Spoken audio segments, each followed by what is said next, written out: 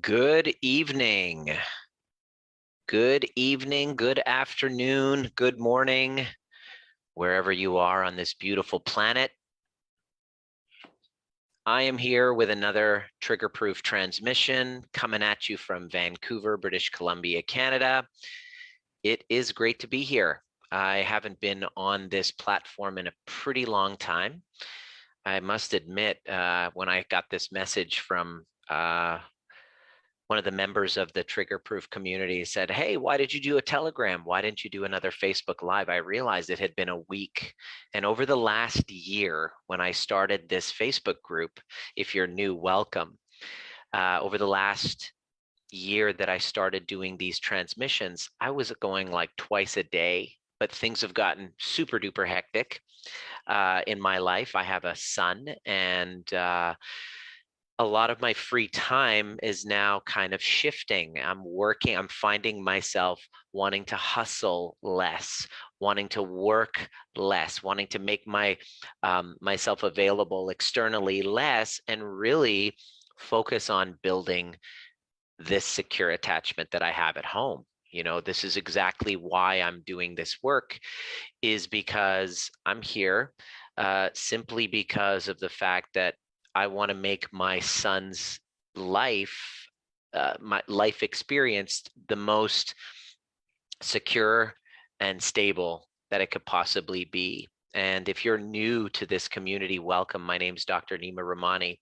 And what we do here is we help people who are stuck in repetitive patterns in their relationships, whether they are married and divorcing, single and wanting to get back in the game. This whole limbo in relationship anxiety is a very common one. Having people ask the question, should I stay or go?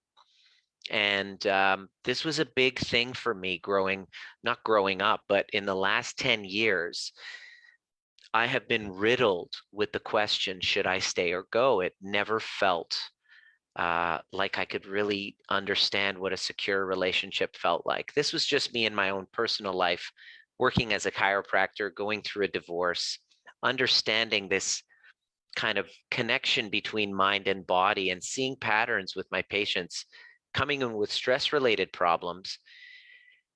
And 9 times out of 10, it was at the hands of a relationship conflict, a conflict that wasn't repaired properly because people, we just aren't armored. We just aren't armed with the tools to be able to create win-wins and change a framework around in a conflict. So these conflicts cause these little misattunements, what we call ruptures or misattunements, which actually affect our well-being. Why am I talking about this as a chiropractor? Is because for 20 years, I would see people coming in with stress-related problems at the hands of a conflict that was ripped apart and not repaired. Because if you were anything like me growing up, a lot of arguments, a lot of conflict, repair wasn't done properly. Repair was kind of glossed over. There was no conversation about it. There was a great deal of shame. So little did I know that my experiences growing up shaped the neurological foundation of my brain and my body, and it impacted the way that I did relationships. And it wasn't until one divorce and about a string of about 8 or 9 failed relationships later, excuse me, where I really wanted to understand and demystify this concept of a secure relationship, because I didn't know what it was like. I didn't know what it felt like. Every relationship that I was ever in was codependent, which there was some sort of a neediness on one another, a using of one another, a transactional basis, which is how I did relationships for good reason.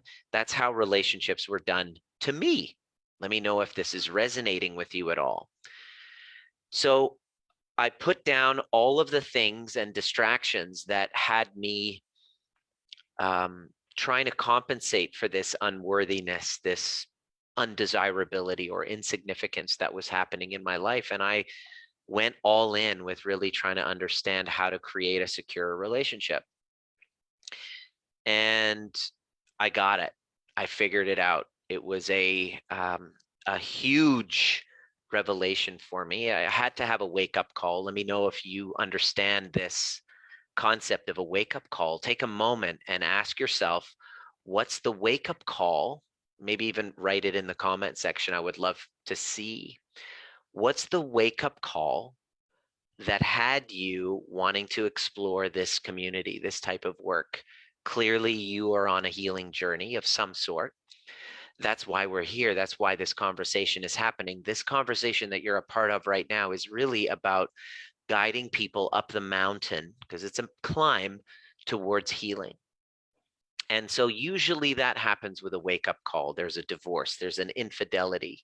If I can share with you some of the challenges that my clients are that reach out to us with, we help them kind of go from this challenging state of going through a divorce, infidelity. There's abusive situations happening, emotional, physical abuse, that kind of thing.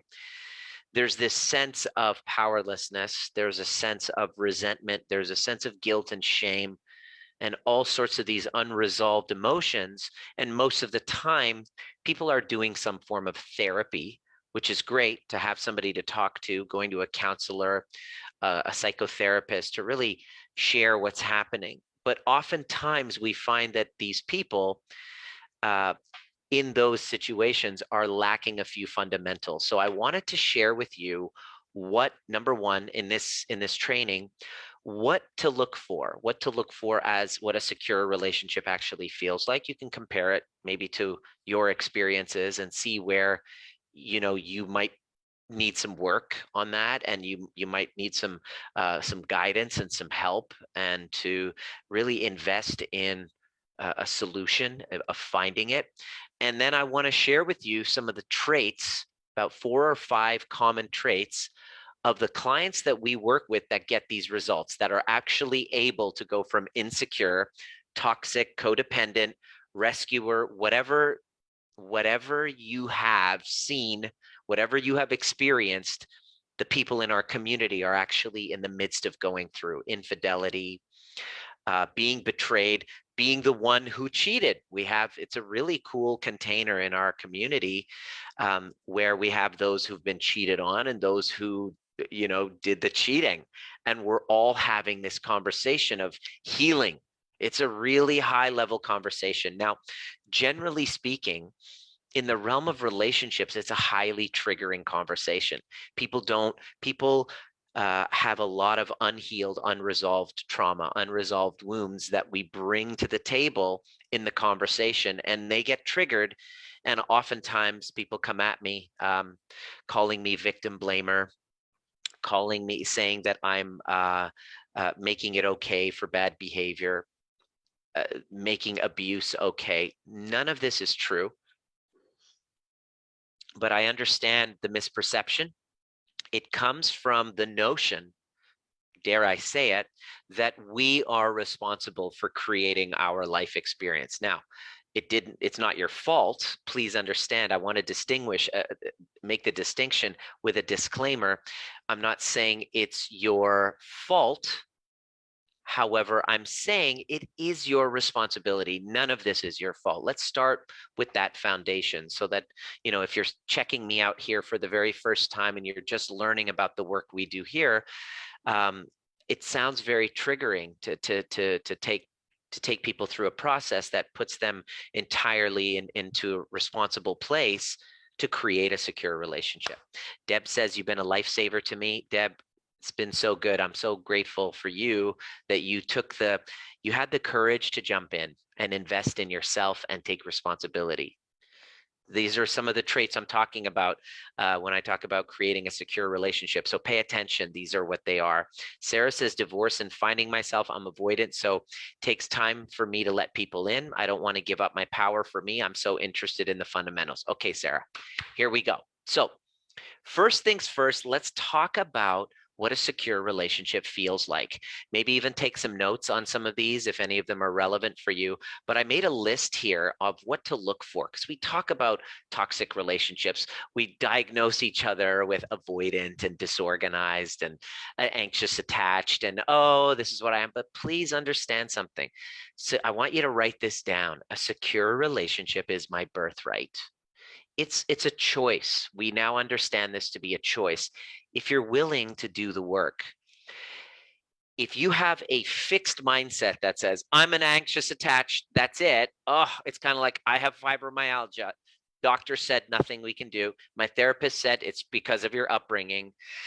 I challenge that. It's really not true. What we've seen is people are able to completely transform. So what does a secure relationship look like and feel like?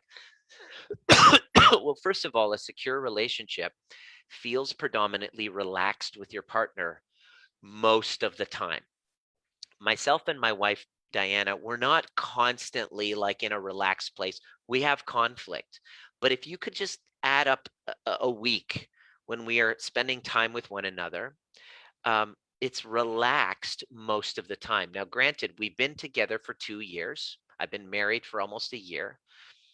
This is a work in progress. And I'm a student of this. I'm not saying that there's a finish line.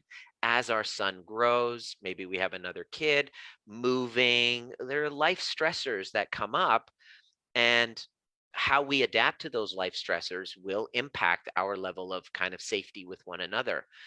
So I'm saying this with a caveat that I'm a work in progress, and so are you. There is no finish line. You don't go to a program or a guru or a therapist or a weekend seminar and you literally have, solved your issue. It doesn't work that way. Please write down, I am a work in progress. Having a secure relationship involves a consistent action. Okay, so the second one is ease of flow between being close and in connection to those times being in your own space. So there's a flow in a secure relationship. It's not like scary and an anxious attach. Oh my gosh, they're going away for a day, a weekend. What does that bring up in you? If that brings up a lot of anxiety, then you could be in the anxious attachment style. But in a secure, and you can totally move that into secure if you're willing to do the work I'm going to share with you in just a moment. So there's an ease of flow. You're close in connection, you're apart, you're close in connection, you're apart. And when you get together, it's kind of like a warm thing. It's not like, oh my God, I'm going to see this person. My last relationship, that's how it was. I was like, oh, fuck, I'm coming home from work. Can I just kind of like delay that a little bit? That is what you would see in an avoidant, which is where I started off, right? In a secure relationship, when you hit a glitch, it becomes relatively easy for you to apologize and brainstorm a win-win situation, or to repair any of the misattunements or what we call ruptures. So, and if you don't know this, that's not your fault. I mean, what was, repairing of ruptures like growing up? What was that like for you? So when you have a secure relationship, when you have a rupture, you're able to kind of bring it back. You have the skills, you have the tools, you're able to self-regulate, you're able to co-regulate, you're able to do that. And when you're in a secure relationship and you have this general safety and security in your body, there's a basic goodness that you see in other people. You have this feeling that people are essentially good at heart. When you are dysregulated, you see danger, you see threat, your threat detection activation is on. You completely don't trust people. It's not your fault, but this is what's happening from an internal standpoint because you don't trust yourself. There's no security within you, so you don't, trust, right? Secure relationships also is when you prioritize keeping your agreements with your partner. In a secure relationship, you honor like the integrity of the agreement. Imagine what that would be like for you. How's that in terms of comparing to your current relationship? Why is that? Is because you've gotten to a space of security within yourself that you're now like, you won't tolerate somebody who doesn't keep their agreements with you. You prioritize yourself over that constant familiar feeling of being betrayed or let down or disappointed, which you'll tolerate because often there's a primitive wound that you haven't, your dad or your mom consistently let you down. So you just thought that that was normal. Your physiology is normal, has normalized that. But when you heal your attachment wounds and become more secure, you prioritize keeping your agreements with your partner, and you don't stand for anything less than that. All right. In a secure relationship as well, you will discover and attempt to meet the needs of your partner. And here's the key: you'll feel comfortable expressing your own needs and receiving their attention and their care.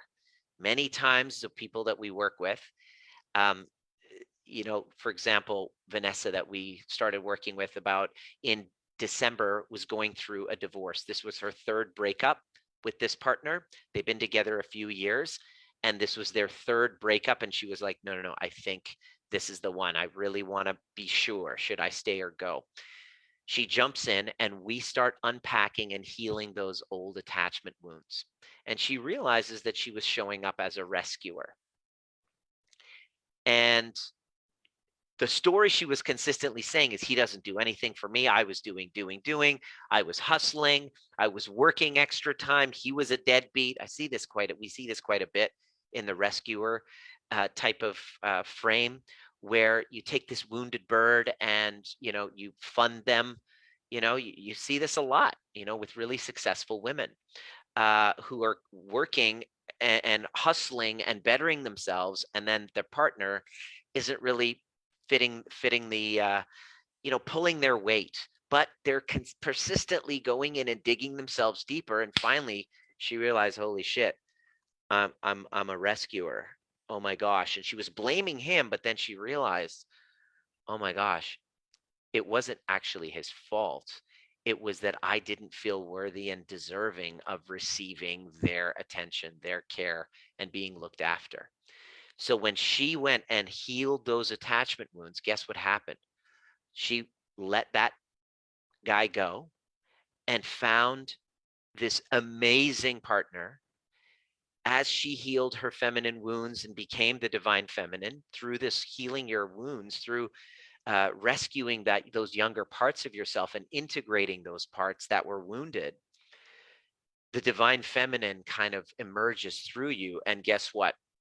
She didn't even have to work for it. The divine masculine literally came into her life very quickly. She was just so committed to the process. She threw away all her excuses and raised what was possible. And she's ready. Like, she's moved on. She texted her ex and said, I've moved on. I found somebody. She even, posted it up on Facebook. That's where you make it official, right? And she now feels safe to receive. So if you think, oh, I do, be open to the possibility that you're pushing a secure relationship away, not because they're not willing to give, but possibly because you have a story or a very deep sense of unworthiness that makes it impossible to receive because you push love away. And none of that's your fault. But the good news is it can be healed. A secure relationship also feels like you're actively protecting your partner, one another. You just hold each other's safety as a very high priority. You want to protect each other from harm, vice versa. It really feels great. Like, I get attacked a lot doing what I do. And when my wife sees it, she's like, "Rawr," it just feels so cool to see how she's so protective of me. And then, of course, I'm the same with her.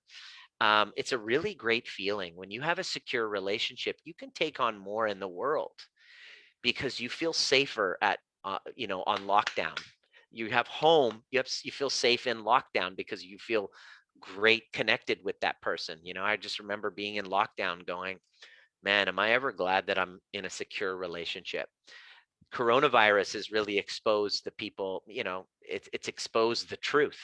If you have a secure relationship, coronavirus has made your relationship even stronger. If there were challenges underneath the hood, coronavirus has now really bubbled them to the surface, and it's now, sorry, we're faced with, the reality of actually, dealing with and solving that problem. So a secure relationship also is like you trust your partner to be a safe haven for you. It's like something really great happens, you want to tell that person. Something really shitty happens, you want to tell that person. And it's just this, there's this emotional safety, there's psychological safety to express yourself, and the other person feels the same with you. That's what a secure relationship feels like. And it's so rare, but I'm telling you, it's your birthright. It's what's possible for you. Um, a secure relationship happens when you look at your partner with kindness and caring, and they, vice versa. And you actually look forward to spending time together.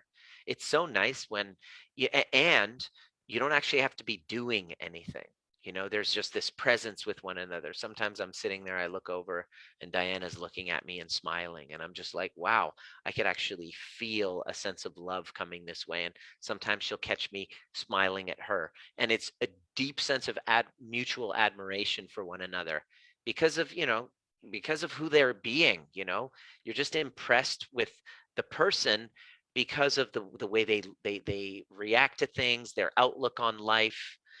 It's a really great experience that I never had before. I never had the experience of really admiring the person that I'm with. But when you're in a secure relationship, there's this mutual admiration for one another.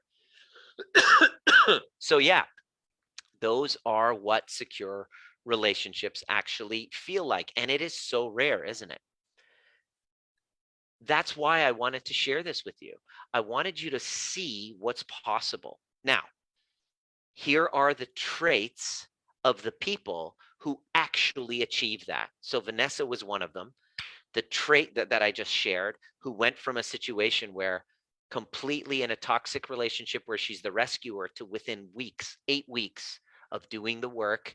She was coachable. She was committed. She invested in this. She realized, holy shit, I'm 42 and I've been able to crush it in every area of my life.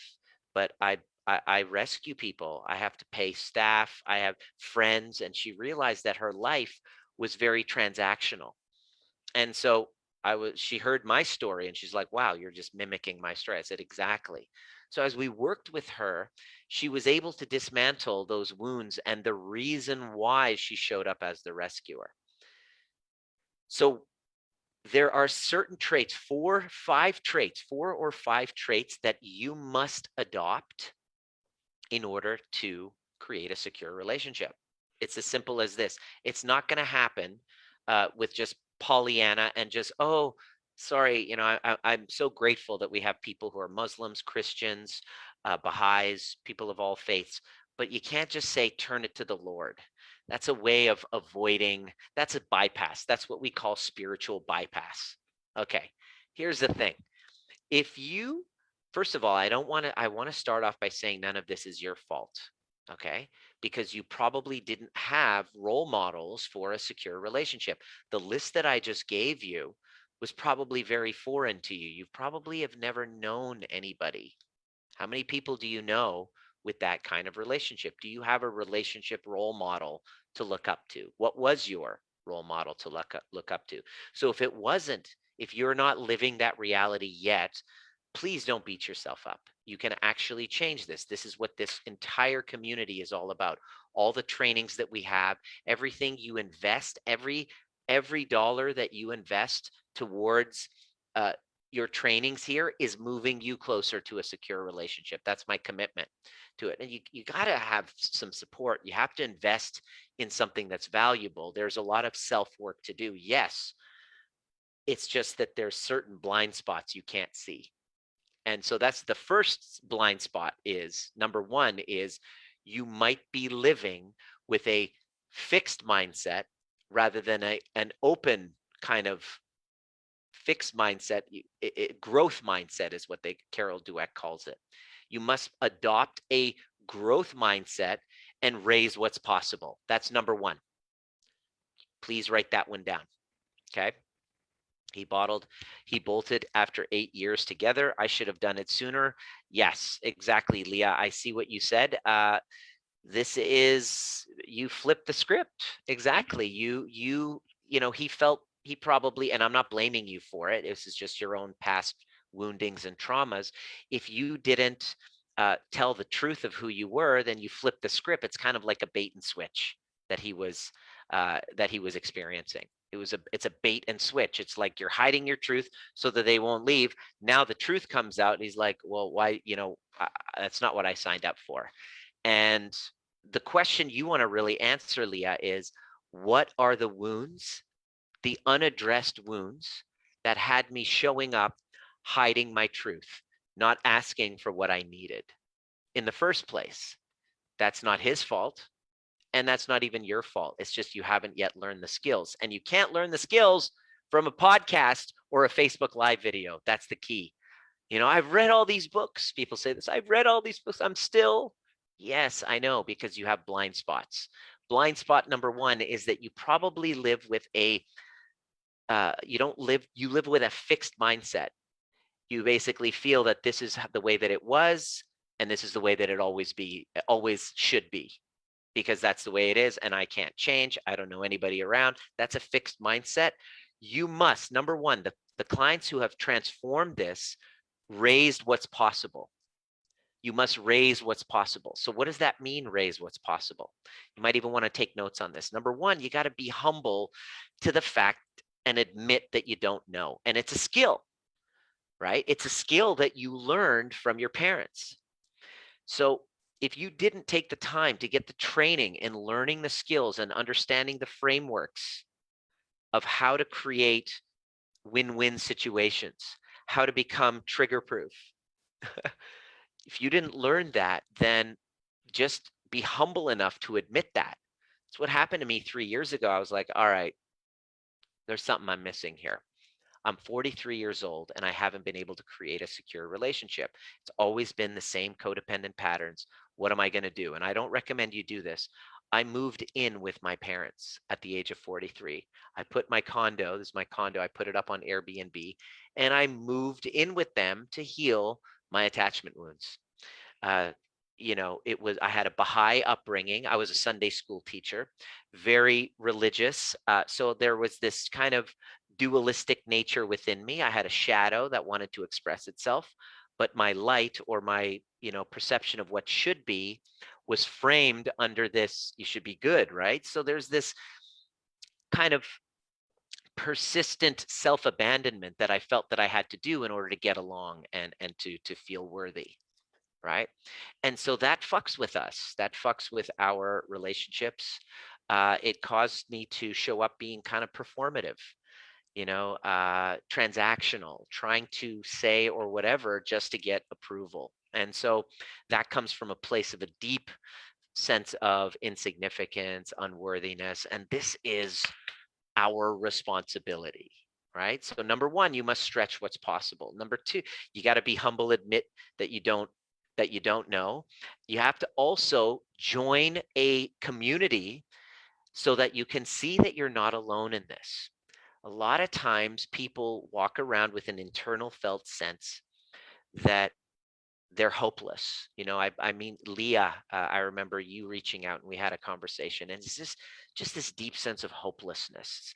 When you're kind of isolated by yourself, maybe doing therapy one-on-one or just reading books and stuff, you're so isolated. But when you're in a community of people and you share what's happening internally, or you listen to other people sharing, you realize, holy crap, this internal experience, I'm not alone. It's actually quite normal. And seeing these other people have the same experience, yet have a different possibility, go from impossible to possible, actually makes it more possible for me. So you must actually invest in a group that's in a different possibility, instead of what you've been hanging out with currently. Your friends, your family, if they're not engaged in a higher level conversation of possibility, chances are you're going to go in and your mindset will be fixed alongside of them. You must upgrade the conversation of possibility. And when you see other people working through the same shit that you got, it gives you hope. So the first part, the first trait that I saw that we see in people who have gone from insecure to secure is that you got to raise what's possible with a growth mindset. Number two, you must clear the misunderstandings that you have about life. What do I mean by that? Let me say that again. You must clear the misunderstandings that we all carry about life. Misunderstandings about ourselves, about what our values are, what's true for us, the perceptions that we should be a certain way. We should adopt with what our parents are living. We should live according to external validation. There are certain misunderstandings that we are unconsciously walking around when in terms of ourselves and in terms of other people that cause us to get triggered. Okay, let me give you an example of what this means.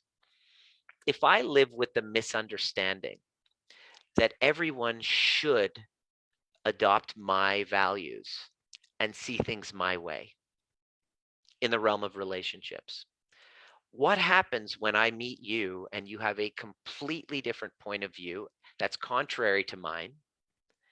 What happens is when I hear your contradictory view, but I'm living with the misunderstanding that everyone should have the same values, I get triggered, and the meaning that I make out of that misunderstanding is that I'm rejected, I'm not enough. I completely get triggered, and then I attack back or defend myself, right? So we try to use these tactics to try to get people to do what we want, you know, how to communication tactics and all that. But if we have a foundational context that's flawed, that's a misunderstanding about human behavior, that other people should see things my way, that I should see things like my parents do or like these people do, or that everyone should agree with me, or that I should always be positive all the time. We are carrying around seven misunderstandings about ourselves and the world that are causing this massive um, uh, context that has us feeling unworthy. Now, as long as we live with these contexts, these frameworks about life, about ourselves, about other people, we're going to get into any relationship with these contexts, and the content will be the same. It will be this toxic dynamic of victim, perpetrator, victim, perpetrator, victim, perpetrator, really not getting how the whole drama triangle works of victim, perpetrator, and hero. But when you get the context right and you understand that you're not the victim, you're not the perpetrator, you're not the hero, you're actually all three of them combined. And when you really see it from a big picture perspective and you shift those misunderstandings about conflict, about how your nervous system should behave given its stress, about your unconscious woundings, all of a sudden your misunderstandings completely shift. You now are able to see other people for who they are rather than projecting an expectation on them. Your conflict dissolves. You don't get as triggered. You're able to repair after a trigger because you're able to check the framework out and say, "Ah, okay, I see where I was misunderstanding the situation." Take full ownership, dissolve the conflict, and grow through each trigger, connect through each conflict. This is exactly what happened with Jason. He reached out to me after being married only 7 months, saying, "We're getting a divorce. It's an abusive situation. There's no turning back. He was physically abusive. And interestingly enough, as we went in and really identified, this had happened to him before. When he unpacked this and understood this, got a deep sense of clearing his misunderstanding of life. In other words, one of his misunderstandings were, if my values and her values contradict one another, it means I'm rejected.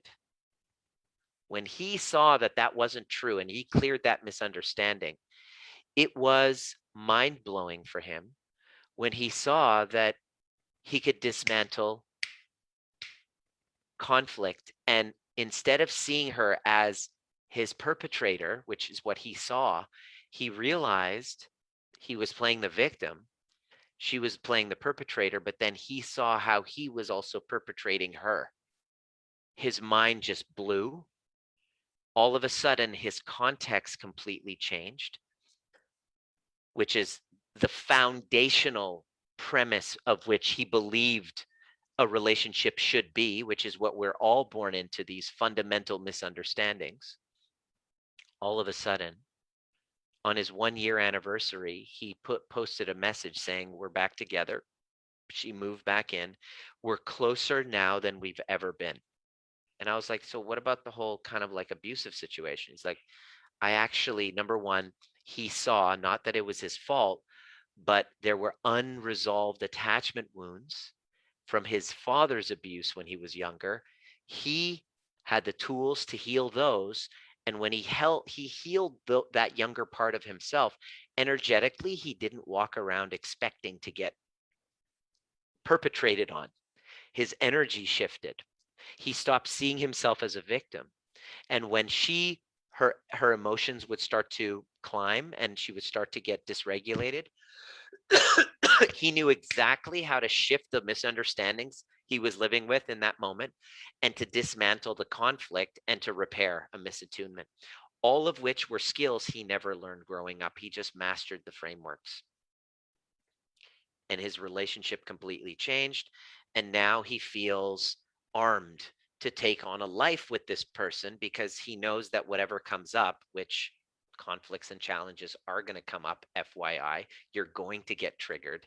You're not going to have a triggerless relationship. It won't be fun at all. But what do you do with yourself when that happens? He learned how to become trigger proof. He cleared his misunderstandings and transformed his relationship.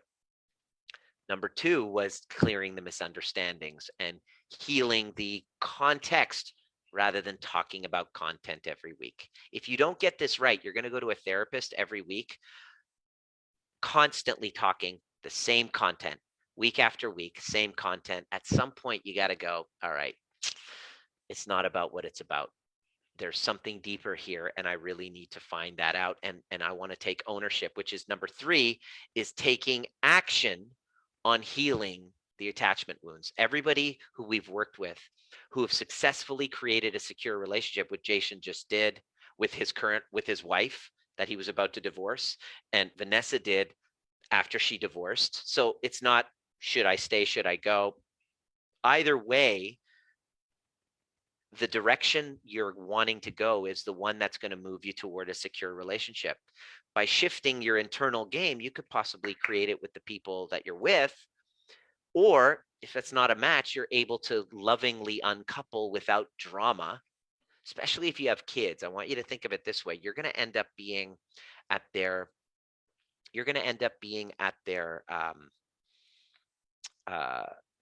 wedding. Okay. Let's say you have a kid together and you're going through a divorce and you're going through some challenges. One of the things that I really want to remind you, we remind all our clients, is look, you and your partner are going to be at that kid's head table at their wedding.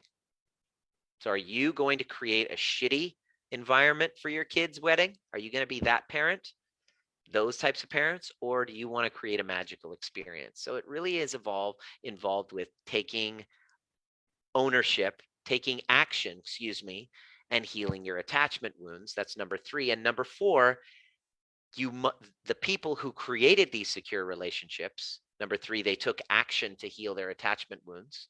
Number 4 is they took responsibility to shift who they were.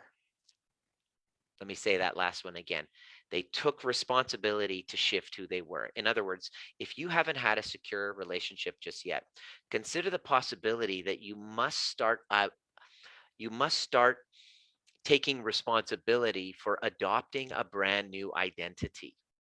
So, for example, me right now, I am a monogamous husband in a relationship that's secure, and I'm a father that's working at becoming the most present dad possible.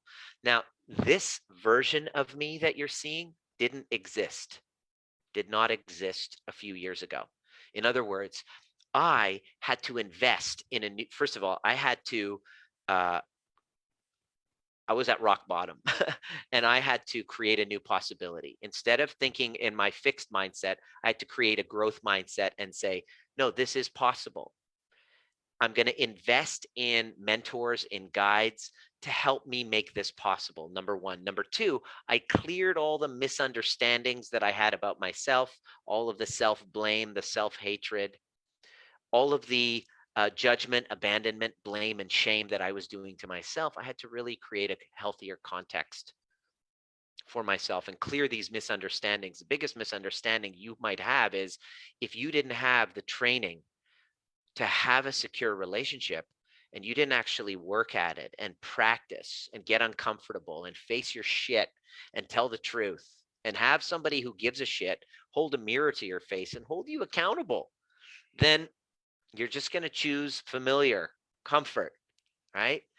So I cleared those misunderstandings. I didn't need to find little tactics of what to say and communication bullshit. I had to clear a misunderstanding. I took action. I healed my attachment wounds. I moved in with my parents and I used every trigger to go inside and just become the most heart-centered, loving son without abandoning himself. So I didn't just kind of cave. I stood my ground. I found my voice at the age of 43. I'm embarrassed to say, but some of us don't, some of us don't even get past that even in our 50s and 60s. We're still under the thumb of mommy or daddy. But as a Persian male growing up with a very high value on family and wanting to, you know, make my father proud and all that stuff, guilty as charged. This is basically what, you know, what it was. And so I had to take responsibility to shift to a new identity. One, here it is. I want you to write this one down. I am a safe container where secure relationships can thrive. I want you to try that one on right now. I'm a safe container. Why do I say container? Well, because you're probably 99.999999999% empty space. That's what you are. You are empty space right now. Okay. Beautiful, Nina. That's awesome. You're empty space right now. So you're a container. So you want to take on the identity that I am a safe container where secure relationships can thrive. You must take on that identity. If that doesn't feel right when you try it on, you're not alone. Many people feel the same as you.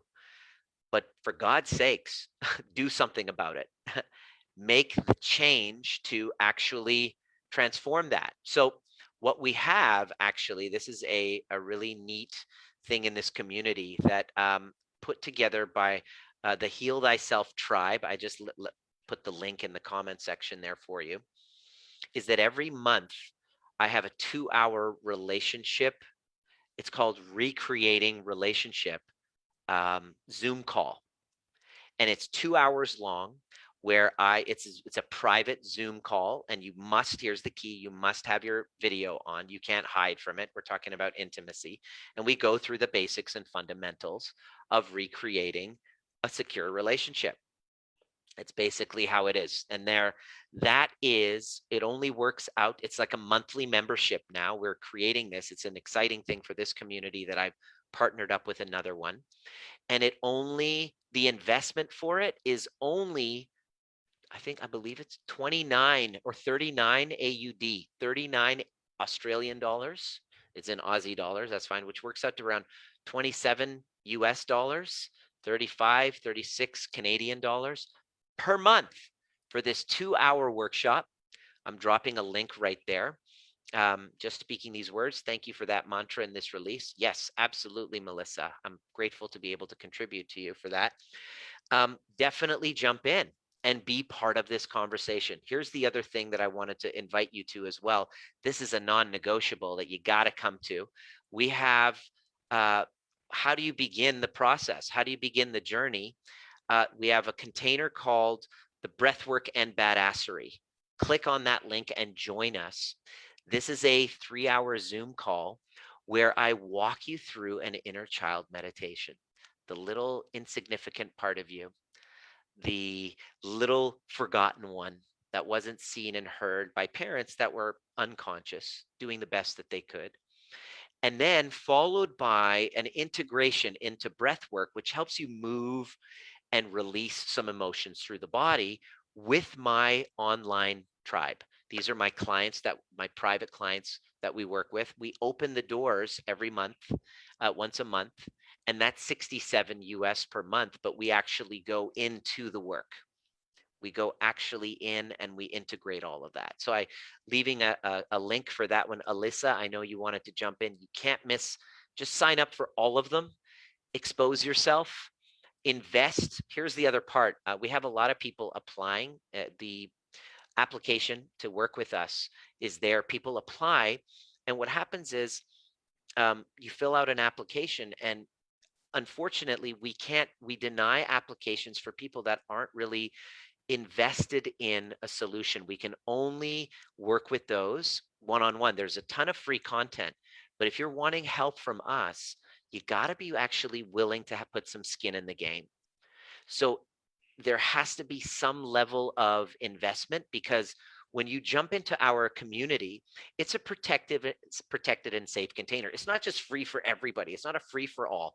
We have applications for you to come and work with us, because we want to make sure that whatever challenges that you're coming in with, we can actually help you, and that you sharing what you're going through is going to be a contribution, not just to yourself, but to everyone, because the sharing is where the magic happens. It's not Nima the guru saving you.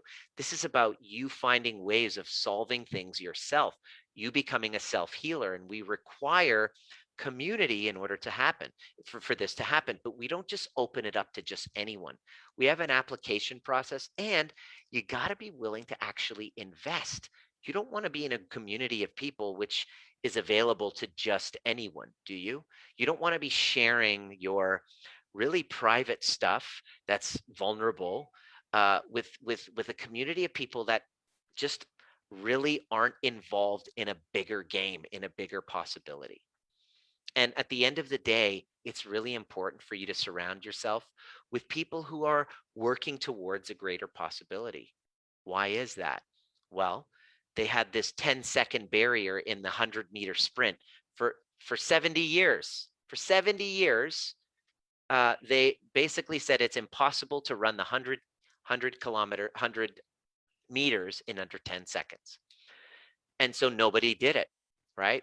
But then when one person did it, now anyone, amateurs, collegiate athletes, not just professionals, but most runners, if you don't do it in under 10 seconds, you're not really considered, because, you know, it's now the norm. It's now standard. But what happened in 70 years? 70 years ago, this was not possible. What happened? What was different? Well, once you broke the barrier, the expectation changed for humans. Instead of saying it's not possible, they now say it's possible. Then they started asking themselves better questions. How can I do this? Which made it more possible for them to achieve. How can I do this? How may this happen? Instead of it's not possible, it's possible. How can I? So you start asking better questions, and you start getting better answers, and possibility starts to expand. That's why it's so important for you to be surrounded by a conversation and guides, not gurus, guides that guide you back to yourself, that lead communities which are talking and communicating about possibility and creating safety and security from within. First, not playing the blame game, not pointing fingers, but actually going inside and learning. I invite you to join us. Do you do shadow work integration? 80% of what we do is shadow work. I call it dancing with your dark passenger. Yes, Nina, this is all my integration of shadow work. This is cognitive based work and body based work. And it's uncomfortable, but it works. Yeah. Beautiful, beautiful, beautiful. So, two things. Sign up for that. Oh, by the way, for the relationship workshop, the first month is only $1. That's how they're doing it. They just want you to expose yourself and come show up, but you got to be willing to have your camera on.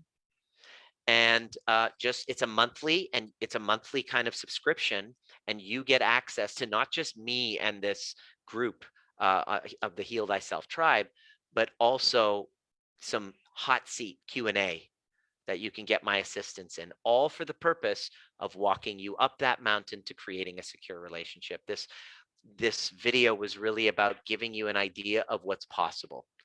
If anything, I just want to help you stretch what's possible for you. If I can do it, then you can do it. It's like the hair club for men. Not only am I the president, I'm also a client. In other words, everything that I'm teaching you is the medicine that I needed. And I love teaching you how to become your own medicine, creating safety in your body, and then becoming the safe container where secure relationships can thrive. It can happen if you're willing to do the work. And I'm also going to leave, if you're ready to actually do it, I'm going to leave you a link here. Discovery, you want to hop on a call and you're ready to get to work, that link there, just fill out an application and tell me where you're at, where you'd love to be in the next 90 days, and what's in the way based on what we just shared. What's in the way of this secure relationship? So you have some references there. No, click on those links. Let me know what was most relevant for you. Share in the comment section. And also, if you know people that need to be in this community, invite them in and tell them why they should be here. We'll see you at the next perfect time.